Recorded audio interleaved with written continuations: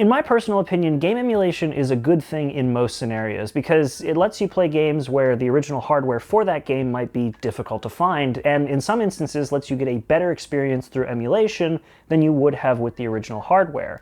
And it's also crucial for video game preservation because as hardware ages and games become harder to find, emulation lets you play those games regardless. Now, piracy, on the other hand, is bad in all scenarios, and I will stand by that statement, period. And when you mix piracy with something that's usually good, it ruins it. And maybe you can see where I'm going with this. Piracy ruined the internet's best Nintendo Switch emulator. Yuzu's dead. Nintendo killed it, and you can't download it anymore, nor can you download Citra, which was a 3DS emulator. And also, the developers are barred from ever working on any emulation software again, and on top of all of that, they get to pay Nintendo a cool $2.4 million. Sick. Now, I've already made my opinions about Nintendo pretty clear. I think that they make some of the most polished and fun games on the market right now, while also being some of the greediest and scummiest bastards to have ever disgraced the video game market. So, just let me say this once more, Nintendo, f*** you. Now that I've reiterated that, let's talk about what happened to Yuzu. So what had happened was Nintendo filed a lawsuit against Yuzu because they claimed Yuzu's emulator was facilitating piracy on a colossal scale, and that is actually their quote. And Yuzu settled this all out of court. Now, in my last video, I was pretty heated and I definitely leaned more in Yuzu's favor, but as more information's come out, I've done more research and I've talked to a couple people more about this, I've decided that for this video, I'm gonna kind of look at both sides and try to stay somewhere in the middle. So like I just said, Yuzu settled this out of court, and that in my mind means one of two things. Either number one, they realized that they just wouldn't have the funds to fight this battle even if they were right, and Nintendo obviously would because they're Nintendo, they have the deep pockets to do this. Or number two, during the discovery phase of this lawsuit, something came up, or multiple things came up, that pretty much shut the door on any chances of them winning against Nintendo. And I'm guessing it's the latter. The way Yuzu worked is that it was a bring-your-own BIOS type emulator, which means that you would have to dump an official Nintendo game cartridge using an official Nintendo Switch that had been modified. And in that instance, you have both a Switch game and a Switch. You own both of those. And in my opinion, if you paid the money to get the console and the game, you should be able to do whatever the hell you want with it. I don't believe that you should be stealing either of those, but if you paid the money, it's yours. Do whatever the hell you want with it. And that's not just my opinion for Nintendo, that's my opinion on literally any piece of software or hardware. It's mine now, I spent the money, let me do what I want with it. Hey, Editor Garrett here, just stepping in to say that does not include distributing it to other people at all. Like, you can do whatever you want with it personally. Don't distribute it, because apparently if you don't clarify that, people just immediately assume that you're okay with giving it to other people, which is piracy, even though in this entire video I have said multiple times now that I'm against piracy.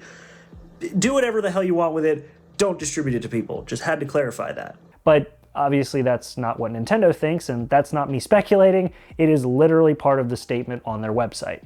Speaking of statements, Yuzu's official statement after they settled out of court was that piracy was never their intention, but I take a bit of an issue with this because they were offering a Tears of the Kingdom build of Yuzu through their Patreon, basically behind a paywall, and it existed before Tears of the Kingdom was officially out, meaning it only existed to play the leaked version of Tears of the Kingdom. That and the fact that there were some leaked screenshots of their developers talking about updating shops where they were going to be distributing ROMs, and that, in my opinion, pretty much put the nail in the coffin for this lawsuit.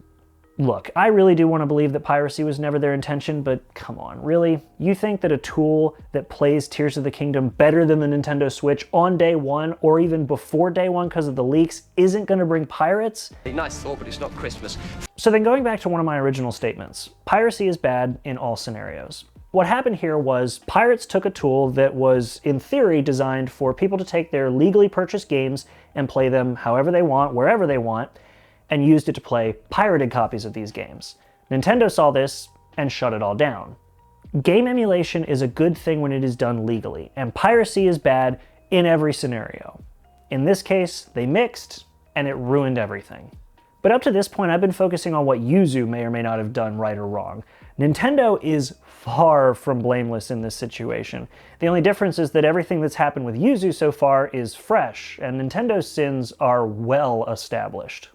I mean, remember, this is the game company that wanted a cut of the profits from content creators who made videos featuring their gameplay. And they're also the same company who put a notorious Nintendo games hacker in jail for over a year, and then on top of that slapped him with a $14 million bill. I mean, to be fair, he was actually stealing games, but his life is ruined now by a company that makes toys and games, and also ran love hotels for a little while. But that's neither here nor there. Anyway, Nintendo is brutal and borderline psychotic when it comes to defending their IPs. And I have no problem with companies defending their intellectual property, but Nintendo kind of just takes it to the extreme. I mean, the way Nintendo looks at things seems to be that you either pay for the game and play it exactly as it's intended with no exceptions, or you're just a filthy lawbreaker who deserves the maximum sentence attributed to whatever law they think you broke. There is no gray area, that is it. Like, one glance at their policies on Nintendo.com and it's pretty clear how they feel. Emulation? Terrible, completely illegal, and it stifles creativity, even though they actively use it with their Nintendo Online service, which is fine, they have every right to do that, but maybe be a little clearer with your marketing. But then what if you want to play games that aren't available on the online service and you don't have the original hardware, but you do own the game? Well, get f***ed, nerd. If you don't want to play it on the original hardware and they don't offer it anywhere else, well, you just can't play it. And if you try to play it by any other means, they will financially ruin you if they find out. And then what if you want to make backups of games that you already own just for preservation purposes? Well, nope, you can't do that, because apparently video games are the exception to an already established law about ownership of digital media and physical content. Source? Nintendo.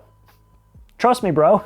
Look, I love playing Nintendo video games. The NES, the SNES, N64, these are consoles that I grew up on. And even today, Nintendo is one of the only companies still out there putting the polish, the effort, the time, and the passion into the works of art that are video games.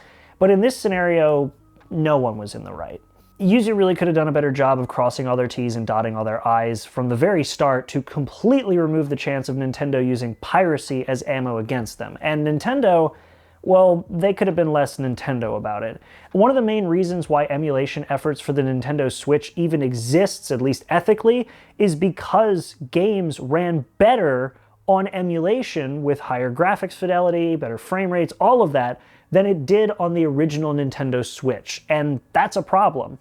Hopefully a problem that Nintendo will fix with the next generation without completely ditching the back catalog of games from the Switch, but I'm really not holding my breath.